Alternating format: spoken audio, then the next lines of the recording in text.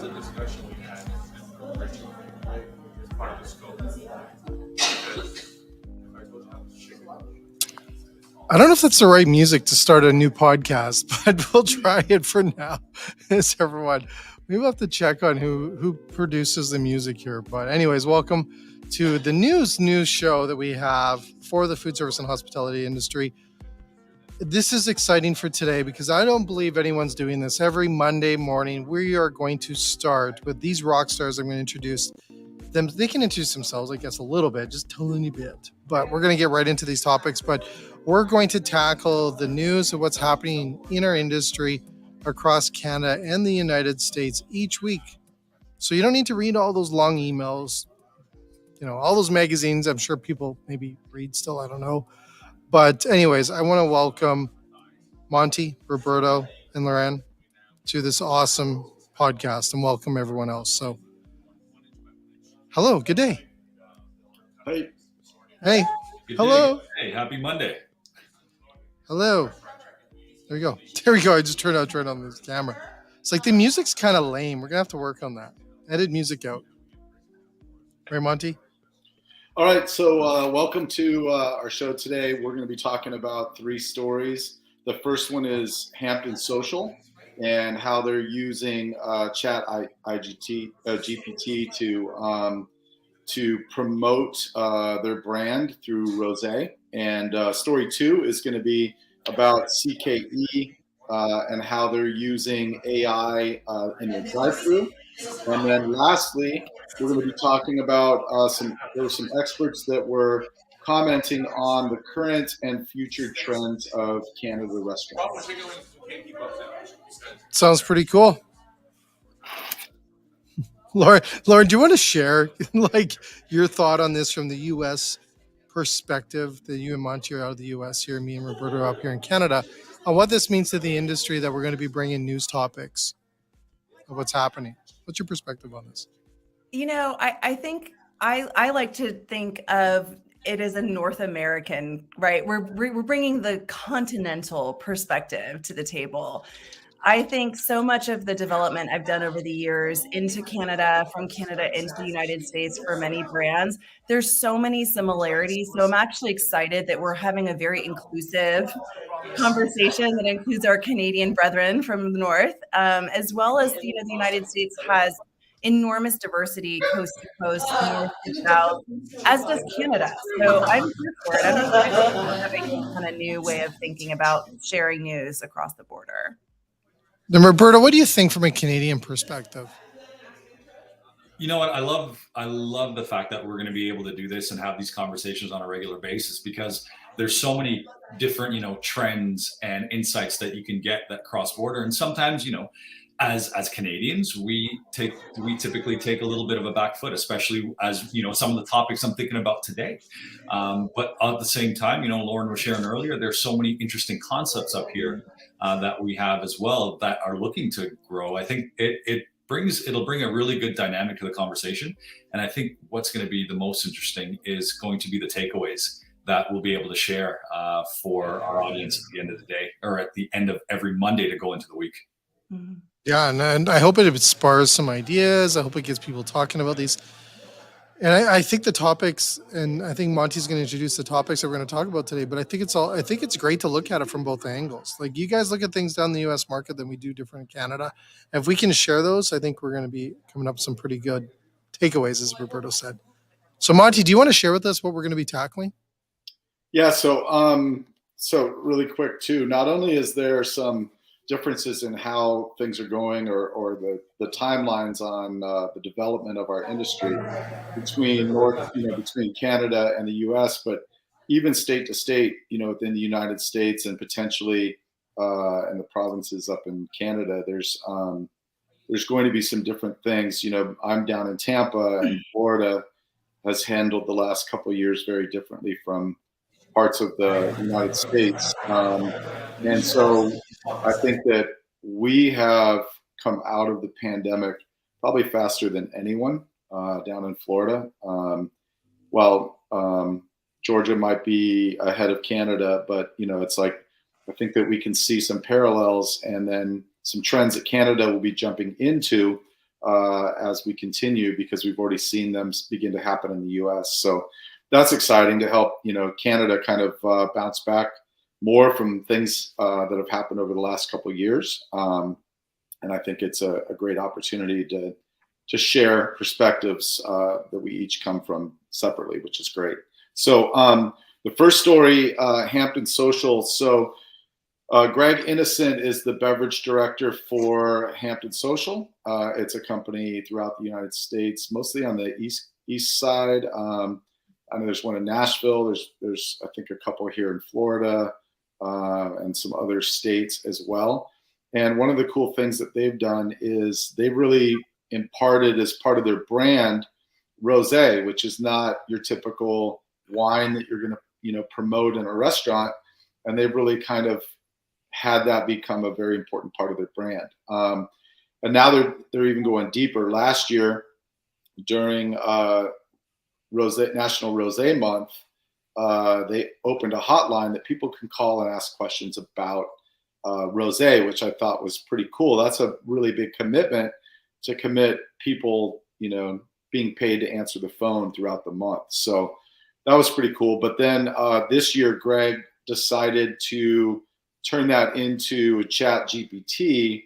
And this month is National Rosé Month. And so he has put together chat GPT to answer questions, and using AI as an opportunity to even take the brand deeper by answering questions about rosé. So I'd like to kind of start with you, Lauren, and your thoughts on what they're doing with brand recognition of rosé, but also how they're starting to use more AI and things like that. And does that fit with their particular promotion they're doing with rosé?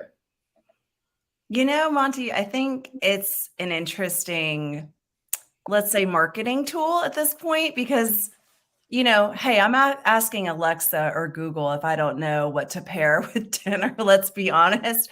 But I think what's interesting is this brand really leans into their love of rosé. And you don't just see it in their marketing materials, in their social media. I mean, the entire restaurant is an Instagram picture waiting to happen. It's designed to have that level of sexiness and appeal, and they want it to be something that you photograph, tag your friends in, have that moment. Candidly, I'm probably their perfect demographic, or a little too old for it at this point. But I'm a mom. I'm a working mom who loves her rosé. So sign me up. I'm excited. One is opening around the corner from my house here in Atlanta, and I will be there. Trust me, when it opens. I am excited. I am following this. So, I get it. I just view a lot of these types of early adoption moves as you're riding on coattails a little bit, but I'm not going to be mad about that. I think it's just them leaning into their already existing strategy of leveraging those awesome social media moments and just being an early adopter. Why not, right? I'll try it when it's up and running. I want to try that bot out and ask it a few questions and see what happens. It's a clever way, I think, for a restaurant to use this chat GPT explosion to their benefit and add on to their marketing, I think. Now, Lauren, I have a question for you on that. Do you see a lot of restaurants then using, like a lot of restaurants I'm meeting with right now, they're adding in a digital part into their business. Like it becomes almost like an equal part of having the right food. It's having the right tech now in their tech stack and everything else in their business. Is that something that you think that we're going to continue to see as we move forward? The restaurants are coming out with like so-and-so media, like we have Sean, that's Kelly Barbecue Media, right? Crumble Cookie is a digital bakery, right? Like, do you think this is going to become the new norm? So if we kind of like take the macro view here and we back up a little bit, for almost 30 years plus, restaurants were a technology desert. I mean, you could literally like see the tumbleweed going through the restaurant's tech stack, right? It didn't exist. And I think what's happening right now is in the last 10 years, we've seen this migration over to cloud-based computing, replacing our satellite dishes. Those massive dishes we saw on the top of every restaurant, chain restaurant everywhere, are now gone. And that unleashed us from some of the major POS providers. So now there was a rush to market with different POS and tech solutions that covered catering, delivery, third-party order and delivery fulfillment, POS, of course. Everyone's now got an iPad-based POS. That rush to market, there was a lot of early kind of, startup firms coming in and seeing the opportunity for the restaurant industry. In the US alone, we're one of the largest contributors to GDP, one of the largest employers. So you have a huge opportunity as a software or technology provider to push into restaurants, but you've got to have that operational sophistication to do it. So I think what we saw in POS is going to start happening in these other kind of adjacent technologies as we see AI creep into our industry. And what do I mean by that? I think we're going to see a lot of folks come in startup mode, hopefully get a couple early clients, kind of keep testing and refining. And as these startups kind of come into the market, after some time when they figure it out, we'll see some consolidation. Buyer beware. As the former general counsel of Focus Brands, I'll tell you, when you partner with these early stage startups, you're probably exposing the brand to some unknowing, possible patent infringement, some intellectual property disputes. Who has the right to operate in this space is always a big question when a lot of companies are making that gold rush to that area. And we'll have to see, right? So there's certainly some upside to early adoption, but the downside is you may not be partnering with a firm that has the chops to grow at the rate that you want to, has the rights to operate. And time will tell, right? But I think we're going to continue to see that rush towards the tech stack, which is going to just look like a rat's nest for a hot minute of, things cobbled together. And then the dust will settle and we'll see which firms and providers kind of net out on top. Yeah, that's great. A great legal perspective. I wasn't really thinking about the patent rights and things like that and how that works. But I think that sometimes the early adopters have to kind of deal with some of that fallout and figure it out as they go. And then the rest of us kind of wait, for the dust to settle. I don't buy an iPhone that's brand new. I buy an older model so that all the kinks and everything are worked out before I jump in. Roberto, what's a perspective that you have on what they're doing with Rosé and how they're using AI? You know what? I love it. I love the fact that they're trying to test something different, trying to test something new. And as Lauren alluded to, they're branding themselves Rosé. They want to own that concept. And by being able to do things like this that really grab people's attention, that really, hey, I can just go here because it has nothing necessarily to do with the restaurant, but it has everything to do with the restaurant. And what I mean by that is that I can be anywhere and anyone. We don't have a Hampton Social here, but I know now they have this. All of a sudden, I'm getting exposed to their brand. I'm getting exposed to them, and I'm getting attracted to them now. The next time I'm in an area, that has a Hampton Social, hey, I might want to go experience this for myself. So I think from that perspective, it's a fantastic tactic that they're leveraging. And the fact that, ChatGPT is open source, they can own that conversation. And what really happens is on the back end, for those of you who don't know, is that you build out the responses you're looking for based upon the questions, and you give it that direction. You give the artificial intelligence that direction. So they are really going to get the opportunity to not only, educate on rosé and pairings and such, but also use it as an upsell for their brand, which I think, again, is a fantastic tactic. Jay, you're on mute, Jay. Okay, there you go. Junior mistake. I was going to say, have we ever seen a restaurant use rosé as a strategy before like this? Have we ever seen this? I've never seen this before. Not a full strategy. When I was running Acme Feed and Seed in Nashville, we had a frosé, which they also do at Hampton Social. And we had a white Zinfandel that we put in to a frozen, like a Taylor machine, and freeze that up. It's a very delicious, refreshing cocktail. Wow. I've never seen it as a major theme in a restaurant, but it's interesting because Hampton Social is kind of going after that whole, the Hamptons kind of vibe with the restaurant and everything. And I've never been to the Hamptons, but I could imagine there's probably a bunch of people sitting on the beach, relaxing, drinking rosé, or a frozen cocktail. So I think it certainly fits their brand. Well, I mean, that's why they call rosé Hampton water, right? Never thought of I that. mean, You're right. it's not lost on me. I get it. You know, and I think they're tapping into that sort of aspirational lifestyle. So the rosé may be the kind of like top bill of what they're pushing into, but you look at the way the restaurant is decorated, you look at the thoughtfulness that they put into really trying to recreate that ambiance and that exclusivity of the Hamptons. I really, that isn't that truly what it's about. And I think the interesting thing about them pairing with this kind of open chat bot that you can kind of ask rosé questions of, I mean, to me, that's a brilliant marketing play. But what it does is expose consumers on a much broader geographical scope to what they're doing. So you have major FOMO all of a sudden when you see this and you're like, what's a Hampton social? And I'm all over their Instagram feed and I go, oh my God, it's coming to Atlanta. Now I'm all excited. I'm like, where's this chatbot? I want to play with it. I have, it's really kind of a brilliant play. I mean, my brain immediately went to is there a subscription program? Can I get this rosé delivered to my house and who are they partnered with? But that's just me. Like I went down that rabbit hole. No, it's a good thing though. It's a good Greg thing. Innocent, if you're listening, make sure let's tag him. That's a great idea. Lauren, you should get some royalties on. Just a case every month will be fine. Just pay me in wine. It's good. We're good. Jay, what are your thoughts? You know what? I get excited about this. I don't know if it's so much in the Canadian because I noticed that it's very East Coast. Is that right? It goes down the East Coast and down into Florida and stuff like this. I don't know so much in the Canadian, maybe in some bigger centers in Canada. I always like to Roberto, kind of like the idea is like when they're playing with tech and they're playing with concepts. I think the marketing strategy behind this is brilliant. It's got a fresh vibe to it. It must be doing well with 9 locations. I think they're opening a 10th down in Lawrence area. So I think there's something there. But how long do they sustain this? Like, how can you continue this? Or is this dry up quick?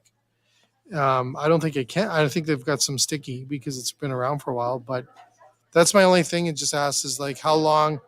I think a subscription idea is good because it kind of forces you into pushing the boundaries, like pushing the idea and reinventing it. I love it. I love the idea. Is it here to stay for a long term, or is it a short term gameplay? So yeah, I don't know. I think that one of the things that's cool about this, I think that when you have themed restaurants like Planet Hollywood or Rainforest Cafe, I think that once you've been to one, that mystique kind of wears off, and you've got to depend more on how's the food, how's the hospitality, how's the experience overall. And I think that they've tied rosé to their concept enough, but it's not their concept. They're not called rosé social. So I think that if they need to adjust later on, that there's some opportunity for that. So I think the way they've positioned it is really great. And I think that, you've got the people that are going to drink White Zinfandel that will go there, right? That are a different demographic than somebody that's drinking rosé from Provence. So I think that captures a wide audience, and I don't know that it's necessarily going to pigeonhole them as a brand because of how it's just kind of part of their brand. It's not who they are. I think as a good takeaway from that too was, if they're going to be introducing their own rosé, which I think is a smart move given the hype around this tactic and to continue that stickiness. Because I think about, well, if this is rosé month, okay, so what's next? Am I keeping this chat GPT bot? Is it going to be, is that going to be something that's going to stick around for a while? Or is it just to build up the hype, get the attention, get people aware of our, our new rosé that we have in-house and get people through the door? That's always the trouble. That's always, I guess, not the trouble, but the challenge with anything you do digitally. At the end of the day, how does that convert to foot traffic through the door? Yes, you'll see it. But will you be able to maintain that? In 2 months' time. Yeah, that's what I was thinking too, Roberto. Like you have the honeymoon time, right? As right now, it's It's very attractive, very exciting. It's just that what's that next play would be my question, right? Like, and I'm sure they're brilliant. They seem like they're very smart in that space, but that would just be the only caution that I'd have. And the questions I'd ask is like, what's your next step? But here's a question for all of you: is can restaurants so sustain in the short term like strategy? This can, like, can you make a bunch of money, create a brand like this, but it's not a long term plan. Like we used to see brands where they come in and they'd be like 20, 30-year plan. I want to be around for 30 years. Or can restaurants create this stuff and say, we're going to be around for 5 years. We have an exit strategy already planned and make success of that. Is that how it is today? Like people are reinventing things so much. I think that because they have a younger demographic, I think that, people are loyal to their places. And I think that when you start off young and you're drinking rosé, then, 30 years from now, you're probably still drinking rosé. And so it's one thing when your brand kind of ages out, but I think that because their demo is so young, I think that they've got a lot of years ahead of them before they really have to rethink that. True. I agree. All right. Do you want to go on to the next one? Yeah, the next one. We'll be all day. So the second story. I need a drink. I think a rosé right now. Yeah, exactly. Maybe we'll do that. We'll have that be our B-roll. I don't have any in my bar, but we'll see what we can come up with. I know where you can get some. Yeah, good. Definitely social. All right. The second story is so CKE is the parent company of Carl's Jr. and Hardee's. I grew up in California, and Carl's Jr. is really big over there. And it was interesting when I moved to Tennessee and saw Hardee's for the first time. They had kind of the same little star emblem, and I'm like, they copied Carl's Jr., but it's actually the same company. And they're headquartered in Tennessee, so I'm pretty familiar with them. But they started experimenting, and now they're rolling out at a much higher level using AI through voice-activated drive-throughs. And so Presto, who they're working with, created the AI and is now having. And I looked into what it exactly was, because you can, if you go to Sonic, you can pull up Park and you can touch screen what you want and then pay, and they just bring it out. And that's a form of using tech for faster to takeout kind of service. But what they're actually doing is voice activation. So as you drive through, you'll just call out your order. Presto AI will then place the order. You can still hear, people can still hear the order, so they can begin to make it. And then people will still hand you your bag and run your card. But what's interesting is, have you ever gone like through a drive-through and you get up there and this person with the headset is trying to take your payment, make sure your order is there, and take the next order simultaneously?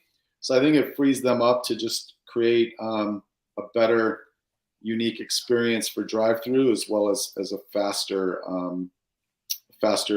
device. But let's start with you this time, Roberto. What do you think about that? I think it's going to be really interesting to see what happens here. And we talked about a younger demographic before. I know in my household, all my kids are using their Alexas to ask questions and do that. And, they're being trained on this whole voice recognition. They're being trained that this is how I don't type messages into my phone often now. I just hit the microphone button and just talk into it. All right. And I think this is translating into this drive-through upsell. Now, the challenge is going to be, that I see, is that what is the recognition going to be like, and will it be related? I mean, the technology we've seen in the last year through voice-related, conversational bots and so on has been phenomenal. So it's really going to be interesting to see the customer response to it, especially when it comes to little nuances for orders. I want a hamburger with no pickles, double cheese, this and that. Like, will it understand that? Will it get that? And I saw that it's got an incredible rate of accuracy, but is it taking the order and then do I drive up and they have to repeat my order? Like, is it eliminating a role to make it more efficient, or is it actually just, am I just duplicating it? And I think that's where the experience for me is really going to be interesting to tell what happens there. Lauren? Yeah, it's virtually seamless if you guys have ever actually experienced this. And the feedback loop is often a visual representation of your order as you're speaking it. And that is how fast it happens. Wow. For most consumers, you wouldn't even know the difference. And for years, companies have been outsourcing that person on the headset to other countries. Whether they're doing it live, that tends to be the option. It's still very affordable. This is sort of the next gen of that, right? So I think we're, as an industry, trying to do more with less labor. And we want our labor in our industry to continue to acquire skills and to stay in our industry. And let's face it, that is one of the lower paying jobs in a QSR restaurant. You might argue that it's the dishwasher, but that is an entry level position, just learning the menu and sitting there and taking orders all day. Look, there's a lot of tech that goes into running a drive-through. And as someone who's operated one, they are extremely expensive. But the reason that Americans in particular lean into that is we're conditioned for it. We invented franchising. We invented and ran with the drive-through as our favorite modality as a country that drives everywhere, right? And so I don't think our love affair with QSR and with drive-throughs is going away. I just think we're getting better at figuring out how to execute in those formats, given labor challenges that we've seen and all of these new technologies that are coming out. So I would submit to you, some of you probably have been to one of these and not realized that it's an AI taking the order, or it's someone overseas taking your order. And it probably has been more effective and more efficient and more accurate and you just didn't even realize that it was seamless. Yeah, I've seen that Taco Bell and some other places. The voice might be a female. Say, I'm ready to take your order now. And then when you get up there and there's a guy in the window. So, yeah. And this is really one of the two interesting differences between both Canada and the US, right? You can see the adoption to say that, hey, let's do this, let's test it, let's go with a lot of brands in the US. And sometimes I feel, and Jay, you can probably relate to this, we're up here, you want me to install this in how many drive-thrus? How about I just test one location maybe in Southern Ontario, and then I can get back to you. And I think sometimes there's a little bit of hesitancy there from Canadian brands to dive right in, if you will. I think we're so cautious when it comes to tech in this space. And I think you saw that. I think there was a report that showed the adoption of ChatGPT in Canada. I think one of the doc did that the other day, just on the whole ChatGPT and adoption of AI in Canada. Some of the bigger centers were higher, some were very low in the other provinces. But I think when you look at this space, one, I think it's extremely cool and interesting. I think you play on it to the millennials and Gen Z on your target audience. I think you play on it more. I think you open up and say, like they are some of these locations, and just be upfront that it's an AI bot. And I think you're going to get people no different than the robots in the restaurants now are drawing people in just to see a robot pick up your dishes or serve you. I think this is something here. One, it's here to stay. I think with the labor problems, it's just going to continue to get smarter and better. And I think this is just the start of more to come in this space. I agree. And I want to just add on to that really quickly, if I could. This is something that's been coming for years, just under the radar. No one talked about it. McDonald's acquired a company in 2019 that it rolled up into McD Tech, and it ran a division in its company to address issues like this, to make their drive-thrus even more efficient, and recently spun that division back out to IBM to collab with IBM, who is one of the larger providers of headsets and the entire drive-through mechanism that is very complicated. So what's super interesting about this, CKE making this adoption under the flagship of Rourke Capital, the parent company. Think about this. These are some of the largest QSR brands in the United States and internationally taking early leaps into this space. If that isn't a giant flag for everybody to get on the bus, I don't know what else is. Yeah, exactly. And solving for AI in this space isn't easy, which is why you probably see some of these startups partnering with larger firms that are seeing the runway ahead and saying, you know what, we're not going to do this internally. McDonald's didn't. They spun it back They went out. all in, though. They went all in too, right? They went all in with. Like I said earlier, there's some early risk to adopting these tech companies that are startups when you don't really know how it's going to shake out in the landscape. But the reward and the upside has got to be so huge just on the order accuracy and the upsell. Did you guys see that? Yep. It was more effective and relentless at upselling customers than humans were to great effect.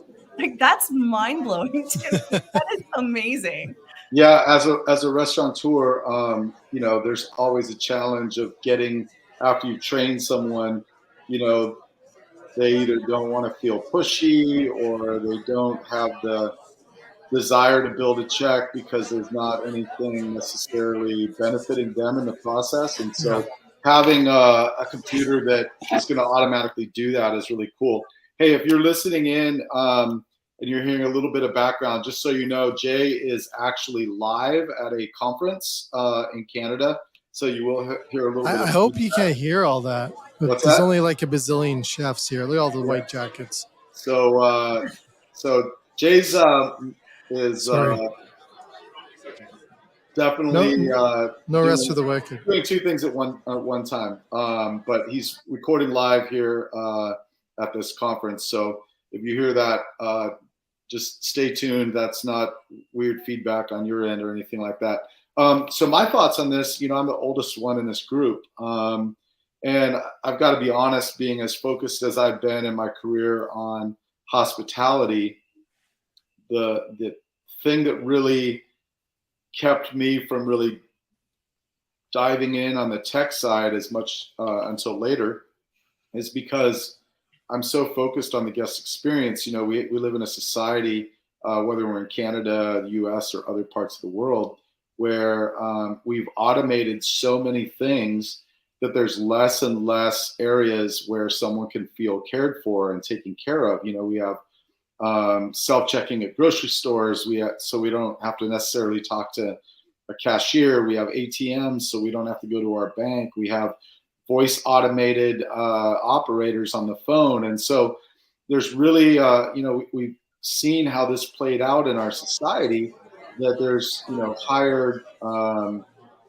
stress, there's higher divorce, there's higher addictions and different things that have played our country. And I really believe, in the world, I really believe that it's a lack of being cared for and feeling important. You know, now it's about how many Instagram followers do we have, and I don't want the restaurant industry to lose that opportunity to create a human connection with someone and make them feel important and cared for. And so I drag my feet a little bit on this, but I think that both the Hampton Social model and what we're talking about with CKE, those are not, you know, a drive-through. You're not necessarily looking for this incredible human connection experience, although you can see a little more of that, you know, at places like Chick-fil-A. But still, it's about speed, efficiency, accuracy, and it's less about how do I feel about myself after I picked up the food in that little paper bag. And so I think that these are great areas for AI and tech to really play a role to help increase the guest experience. And I'll add one more thing to that. You mentioned, you know, 3 things: accuracy and so on. The other thing I'll mention is consistency, right? Nothing changes. There's no kind of emotion dialed in to when different customer pulls up. So the consistency that you get through this your first experience is game changing. Yeah, and I think sorry, I was just going to say, Roberto, but do you think, because I think, Monty, you mentioned there about banks, like the call in and it's an automated bank teller and stuff. And then I saw some banks that would actually leverage against that, right? That they were going in there and it's like, we have real people, right? Do you think we'll come around at a point, maybe 5-10 years from now, we'll be like, I just want a real drive-through person. right? No. Because I'll take the errors. I just want someone real there that shows the emotions. Do you think we're attracted to that emotional, I guess, conversation? I don't think you can make a 30-second connection with someone. It's different when you're a server in a restaurant or a True. manager in a restaurant, and you've got an hour and a half to engage with them and find out about them. No one's, except there's a rare occasion. I was going through a drive-through with my wife. She was driving, and I don't know if the guy didn't see me, but he was hitting on my wife. It was funny. My wife is hot if you haven't ever seen her, but it was funny. He called her honey, and he asked if the sweet tea was sweet like Tennessee sweet tea, and he said, "Not as sweet as you, honey." It's like so. But even that, we watch all these futuristic movies, whether it's Blade Runner or these different things. And robots become very human-esque to the point where, like in Blade Runner, the lead character actually has a relationship with one. So I think that as robots develop and AI develops, some of that will disappear, where it seems like a more genuine human interaction. But I don't think that anyone's going to necessarily miss the 30 seconds, except for maybe my wife, but just the 30 seconds of talking to someone in person. Yeah, Monty, I think it goes down to what's your brand promise, right? Like, what are customers expecting? When you roll into Chick-fil-A has some of the fastest and highest accuracy in its drive-thrus. Their volume is astounding.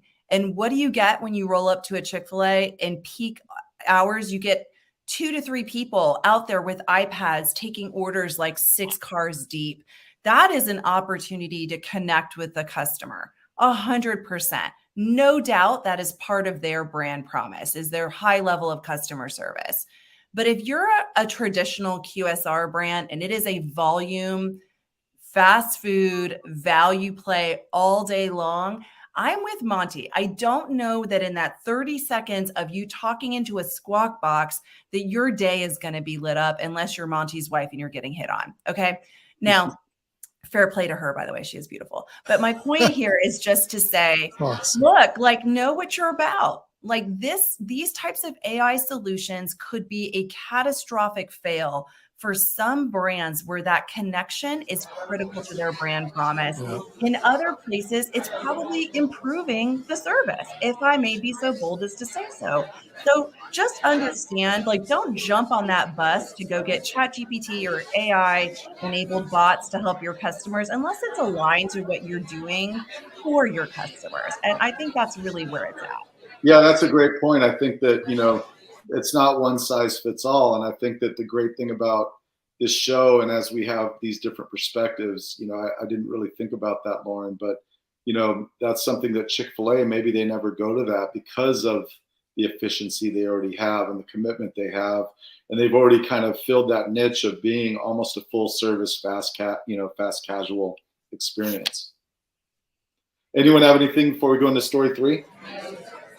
I just think that we're going to see this grow more. That's all I think. I think we're going to see more of these situations. I'm just thinking of when you were talking about it, we're going to be having this conversation, I'm going to say within a month or two, that someone's doing this in their fast casual as an order taker at a till.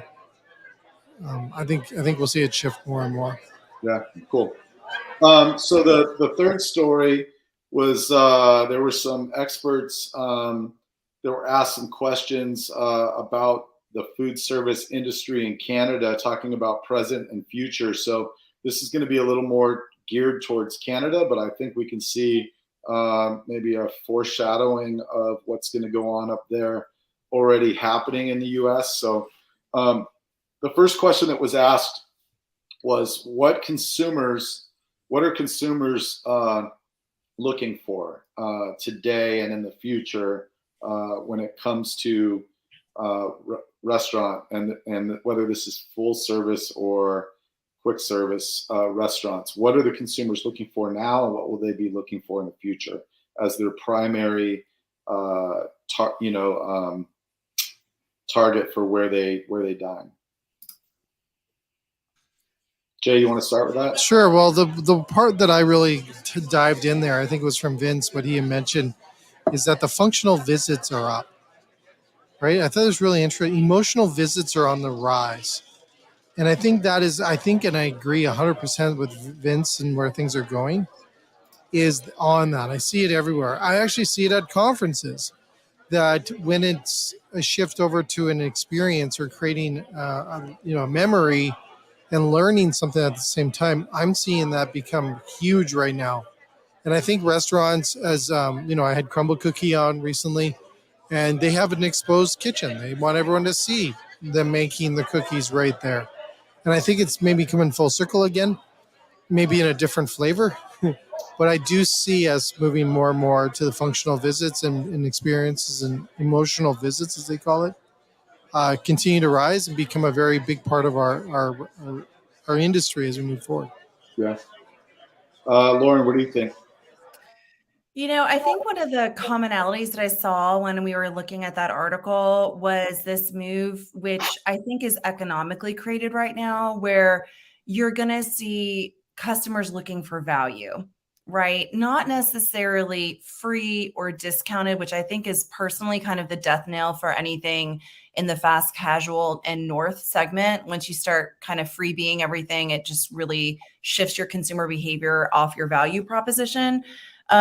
And that doesn't shock me, because I think a lot of the economic conditions that we're seeing in the United States, some of them are indeed unique to the United States, but I think these are the sort of global ramifications of us having a shutdown for more than, the better half of a year or more, depending on where you are in the world. And so as we see the restaurant industry kind of dealing with the lumps and the fallout still, consumer behavior will change. I don't think people are going to stop eating, though. That's one of the reasons I love restaurants as an investment model. People got to eat. It's just that simple. We've had year over year improvement in the industry, accepting COVID. Of course, we've rebounded past COVID. We've had month after month of increased sales well past 2019 levels. And, all of that when pennies are pinching, people are really minding their wallets. So that value play, I think, is going to continue to be, if you're seeing that trend in Canada, pay attention, because that's been going on in the US now for at least the last year, probably the last trailing 12 months easily. And I think that's here to stay. So value bundling, leaning into loving on your customers and creating that loyalty and giving them the unexpected, right? Whether it's that, extra cookie with their meal they didn't ask for, the note on the bag, giving them better rewards in their loyalty program, and really trying to grab that frequency of visit. And you get that through loyalty and I think valuing. Yeah, that's great. Roberto, how about you? Anything strike you in that conversation? No, I think we hit on a couple of the things already. One, when the higher inflation costs, discretionary spending is down, what is that share of wallet? How am I going to gain that share of wallet from my audience? And I think that's where, A, am I going to get value when I go in? But B, I think people need to realize, to Lauren's point, is value is not discounting. Value is also adding more. How can I create value, but also provide a great experience? If I can provide a great experience, and Monte, this is all up your alley. If I can provide a great experience to those who are willing to now say, I'm going to go spend money at your restaurant. If I can create that experience there and have that memorable moment from whatever you were doing that day as a consumer, you're most likely going to now come back. And that's, again, going to drive that frequency, because I've had a great experience. I got great value. Things are tough all around, but I had a memorable experience with your brand. I'm most likely going to come back because you've done that for me. And I think that's going to be so key. I think the challenge that we face with is on the flip side of that article, with the continued labor shortages. Right? Like, how do you ensure as a brand that you can provide a great experience, knowing that, some people are doing 2-3 things when they normally were just maybe doing one pre-pandemic. So, Roberto, I want to jump just really quick on there, because, and I'm sorry to interrupt you, but you made me say so. I want to really bring this up too. Okay. is there real? There was an article that came out I think it was last week, that said there really isn't a labor problem in our industry. Monty, I don't know if it was you that mentioned that to me. Someone mentioned it to me. I said that it was a leadership problem, not a labor problem. Yeah. And I have to say this because I said to Crumble Cookie, they're introducing a new location. I said, man, there must be people that really want to work here. Their bakery is usually do like 30 to 130 people employ at one location. He says, we have no problem filling staff. No problem filling staff. So I think a labor problem is an individual restaurant's problem to a degree. And I say that very lightly because I know it's challenging out there and to get that right thing in there. But one location that has more than, hundreds and hundreds and hundreds of people to pick from and to find that right one, is there truly a labor problem, or to Monty, your point, a leadership problem? I think it's a combination of both. I think that I think that we destroyed our industry over the last 50 years, and we worked our people to death. We underpaid them, especially in the kitchen. And a lot of our employees had to work 2 jobs just to survive. And we didn't keep up with inflation. So I think we did it to ourselves to some degree. And so some really great people have left our industry. And when COVID hit, people had to choose something different. And they created a different lifestyle for themselves and decided they weren't going to come back to that. And I think that COVID really opened up people's eyes to, look, man, you can't work 70 hours a week anymore. It's just not sustainable. I've been in the business since I was 15. And so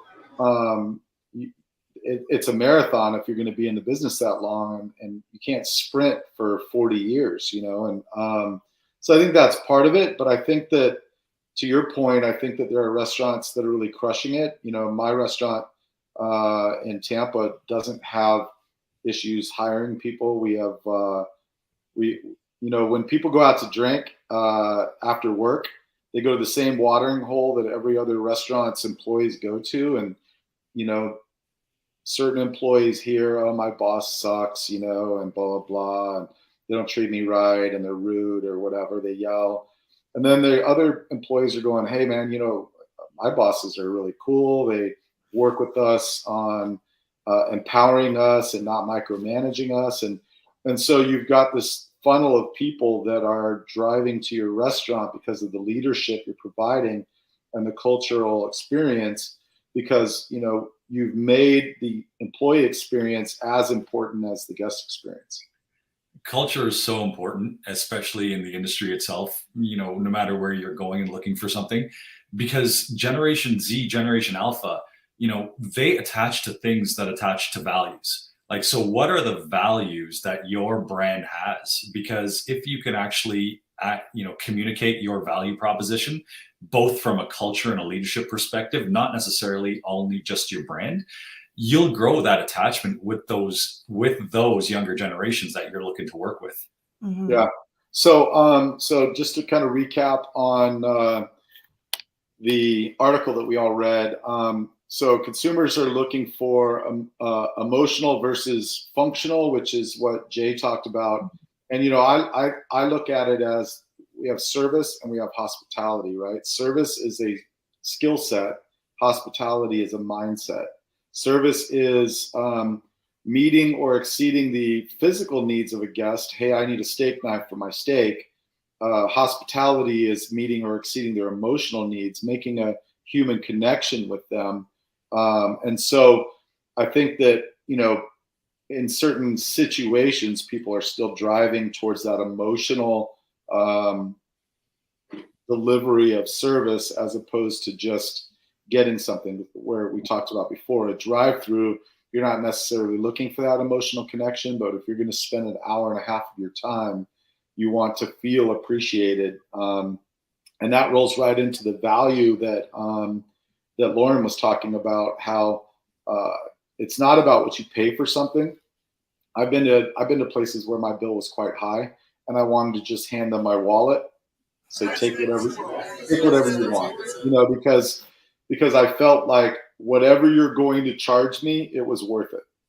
And typically, there's some play in there on the quality of food, the quality of drinks, but really it comes down to what did my day look like before I sat down here, and how do I feel now, and what's that worth, And so, to Lauren's point, it doesn't mean necessarily the cheapest. In fact, I'd argue if you're going to shoot for being the cheapest, that's the fastest trip down to the bottom, because you're going to continue to shrink sales, because you're cutting costs, and the quality of product and your services go down with that. And so if you're trying to be the cheapest in town, there's always going to be someone that's going to be a little bit cheaper, and it'll just, all of a sudden now there's no deposits going to your bank account. So I think value is super important. The emotional versus functional is super important. One thing that no one mentioned here is they talked about unique flavors. I think that vanilla is over. It's like, unless it's a really good vanilla ice cream, there's great flavors out there. And so it's the same kind of thing with an experience. All right, gentlemen. You want to dumb it down so much that everybody eats at your restaurant and then nobody goes because it's very pedestrian, or do you want to create, exciting specials and things that drive people in to create a different experience? If you think about Alinea, there's a different menu every week. Wow. You don't know what they're going to serve you, and you don't know how it's going to be delivered. Your food might come in a balloon at one course, and I think that's what keeps Alinea on the edge, is they're just trying to consistently outdo themselves and create these unique experiences that aren't just dumbed down versions of what everybody else is doing. That's, on one hand, Monty, that's a very differentiating the menu with LTOs, rotating in kind of new hot seasonal items, or kind of, everyone was just sriracha there for a minute. Remember, every QSR, FSR had something sriracha on the menu. Then it was Chipotle, everything. There's always these food trends that are kind of happening. But I think on a macro level, when I step back and look at this, I think during the pandemic, we all ate a lot of the foods we're used to. All of that was already set up for delivery. Pizza, burgers, wings, fried chicken, everything. And this is at least just in the US. We leaned into so hard all the foods that we love to eat that were already teed up for delivery. I think the pendulum's kind of swinging in the other direction. We're bored with some of those foods. And while everyone keeps kind of pumping money and dollars into those, more power to you. We invest in sort of the other end of the spectrum. I'm looking for brands that represent different culinary perspectives, that have a cultural point of view, the types of restaurants that haven't been heavily invested in before, whether that's a Mexican concept that's authentic Mexican cuisine, or an Indian concept, like the one we invested in last year. The point just there is, I think we aren't giving our consumers enough credit for the level of culinary diversity that they actually appreciate. So when we see it on a menu level, how about we start thinking about it on a macro level too? Yeah. And that's sort of where I sit on this, is we want more options. Why not? Yeah, if you think about it, I'm a very much a creature of habit. If I'm in an Italian restaurant, there's certain dishes, I love risotto, I love gnocchi, I love like a bistecca, a nice steak with some garlic or pesto on the side. There's certain things I gravitate towards, bolognese, pasta, whatever. But the best experiences for me is when I go in and someone takes control of the situation and start recommending things that aren't my normal go-to items, and I'm pleasantly surprised. And that's when I'm like, wow, the server. I'm glad they like what I said. I'm glad the server didn't just phone it in. He took the time she took the time to walk me through the experience. The next thing that they talked about was transparency, and I think that COVID certainly it's the first time that I think our industry felt comfortable sharing our struggles with society. When there's a sign that says, please be patient, we're understaffed.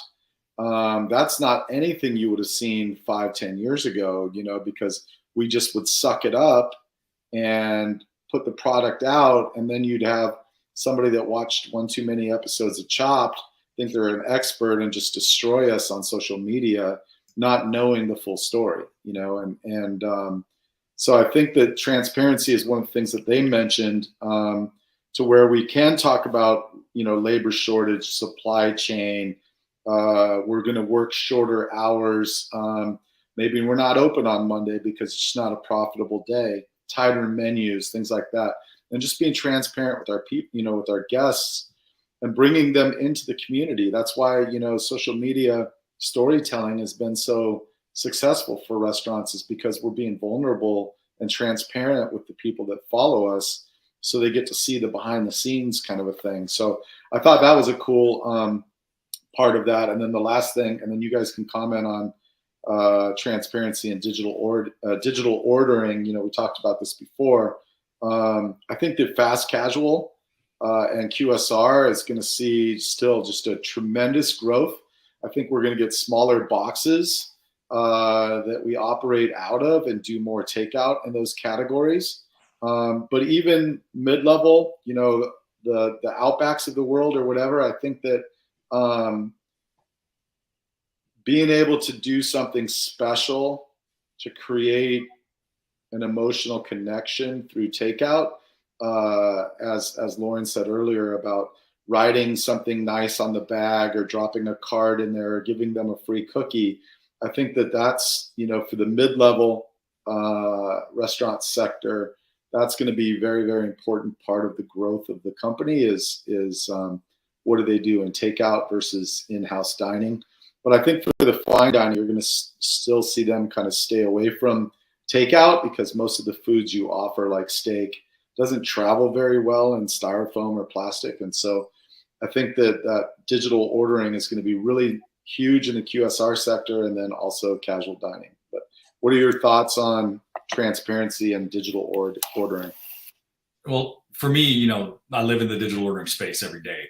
And it's, one thing I like to call it from a brand perspective is it's digital hospitality. And how does your brand extend that hospitality that you provide in store to your digital footprint? What does that look like? Is that on a 3PD platform? Not really. How do you do it on your own platform? And what is that experience that people are going through when they're ordering, all the way throughout to writing a note on the bag? And to your point, the food's traveling well, right? Is the experience that I'm getting at home similar to the one that I'm getting? Well, if not, maybe you shouldn't have those foods on your menu because they don't travel well. Are you testing different containers? Are you testing that? All of that is the whole digital hospitality arm from my perspective. And I think, consumers are demanding more. When we want to go out, we're going to go out for that experience and get some great value of it. But most of the time, if we're not, we're going to go through a drive-through. We're going to get takeout. We're going to order online. What is that experience that we want our consumers to have? What is that, digital hospitality experience that we have? And I think it's something that as more and more consumers demand it, it's where brands need to think about how they invest and where they spend their time and money. Yeah, I'm going to piggyback on that. I think this might be a bit of a full circle moment as we go back to sort of the technology piece. I don't think delivery is going away. I think we have an affinity for it. It certainly has dropped, but it's not dropped to pre-pandemic levels. So I think that we need to lean into kind of owning that customer experience. Now, when you have a fully digital order delivery moment, whether it's on a third-party platform or your own, that doesn't mean you should abdicate the opportunity to interact with that customer. Again, whether it's the note on the bag or an extra freebie inside, how about an invitation to join the loyalty program? Hey, if you notice the delivery is going to a corporate office, hey, here's a coupon for a free lunch for you, and order some catering for your next event. There's always a chance to extend that opportunity to collaborate, to become part of the brand, become part of its tribe, if you will. And I think so many operators, just in the frenetic pace of day-to-day operations, don't think through those opportunities. And I think every single sale is an opportunity to create a raving fan. You just have to figure out how to do it. And that is where we close the gap between technology and the customer service we're used to delivering inside a restaurant. We just have to think more creatively about it now, because if it's a third-party delivery platform, you're probably not going to own that customer's data or information. You have one shot to reach out to them, and it's in the bag, right? Yeah. Sometimes just lo-fi does it. That's a great point. You have an opportunity to advertise, even if it's Uber Eats or somebody that's delivering the food. You have an opportunity to advertise other things, even if it's like, wine and Wednesdays where you have half-price bottles of wine. To get that person to come into your restaurant, because let's face it, you're not going to have the same check average if there's not alcohol included. But if you don't have a chance to build multiple courses and things like that, but being able to turn that digital or delivery customer into someone who will visit you for their anniversary or something else just increases your foot traffic for sure. One of the things I tell some of our clients is, slap a sticker with a QR code on the bag or on the top of your box. Man, that you were so used to QR codes after the pandemic. Now it's become, it's become almost lifestyle. And no matter what age of the customer, they know what to do with it when they see it. Right. So how are you extending that hospitality? Like you said, the bag drops are so simple. The QR code stickers are easy. These are low investment, high potential return things that your brand could be doing. Well, Monty, I think we have to wrap up here because we could talk all day. I think the four of us, we could keep going on this. But great conversation. And I think it's awesome to start this news show off on these topics. I think they're the hottest things out there. We talked about delivery, AI, customer experience, all these amazing things that are happening in our industry right now. And I think, Roberto, you said it, is really this Canadian-U.S. perspective. It seems like we're pretty close on most of the perspectives on both countries. So it's very exciting. But any last words before we wrap up really quick? Monty? No, I just think I love the conversation. I'm always energized when I'm around people that have great perspectives, and everybody on the show is a rock star. So I'm glad to be part of this, and it's nice to hear different perspectives. I think that one of the things that is ruining our country is the lack of ability to listen to someone else's opinion, and so I'm hoping that people will gravitate to this show and will be able to see different perspectives. We may not always agree on things exactly, but it makes me sharper if I get to hear another perspective, and it'll either strengthen my viewpoint or it'll slightly alter it. And I think that there's nothing wrong with that, because I'm a firm believer that none of us are as smart as all of us. And I'm excited about this podcast. That sounds like I was really smart. You were. Lauren, what was your last rock star words? I'm actually not a rock star. I just married one. True story. You're totally, you are a rock star. Look at that.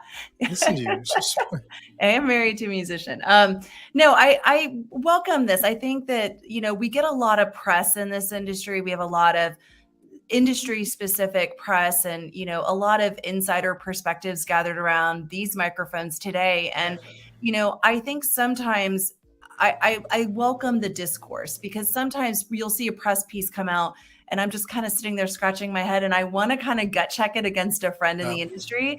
And that's how I view this. And I think having this kind of open discourse about the things that we are seeing reported in the news is a nice way for us to not just fact check, but to practical check, right? Like, hey, are you seeing this? Are you seeing this in Canada? Are you seeing this where you are, Monty? And just really have an open discussion, I think makes all of that news that we get slammed with every day a little bit more real, a little bit more something that we can practical, that we can apply to what we're doing on a daily basis. And so I am super grateful for the opportunity to be a part of this and looking forward to it on a weekly basis. Yeah, I have to agree. Incredibly humbled to be a part of this panel on a weekly basis. I think it's going to be really good. And, there's a lot of news, like you said, but what are the most impactful things? And I think that's the type of conversations we can have. rolled up into a quick 30, 40 minute, whatever that is. But I think the learning and takeaways are going to be huge, not only for myself, being able to your point, Lauren, fact check against sort of our brethren, but also for our audience as well. What are the issues they're facing, and to ensure that, hey, they have somewhere to go to truly understand or to reflect on the way they feel as well. Because like you said, we may not agree on everything, but I think, for a brand operator, staff, whomever's perspective, it's really good to have, an audience that you can reflect upon and have that conversation with, and open dialogue. And like I said, I think everyone here, we're going to walk away with a lot of learnings. I know I already did today, so thank you. Yeah, I agree with you, Roberto. So first of all, thank you, all of you. And now we have to figure out, how do we end our new shows now? How are we going to end this new show? Some of them go, bye, but how are we going to end the food show now? Monty, what do you think? How should we end this? What's a restaurant way? What about like a speed round? Yeah, cheers. Do you want to do cheers? Cheers. Salud. Salud. Maybe a quick speed round of something. Like 2-3 questions, really fast, 2-word answer or something. Well, let's do that next one. You get too complicated. We have to do something artsy. Let's go artsy. He's like, do you want to go? We should get Lauren's musician husband. Exactly. Anyways, we'll figure this out. We have to figure it out. We can sing a song and exactly. You're aging yourself, buddy. Awesome. Well, thanks again. Thanks to everyone else, and tune in next Monday, and stay safe, everyone. Cheers. Cheers. Yeah. Cheers. Cheers.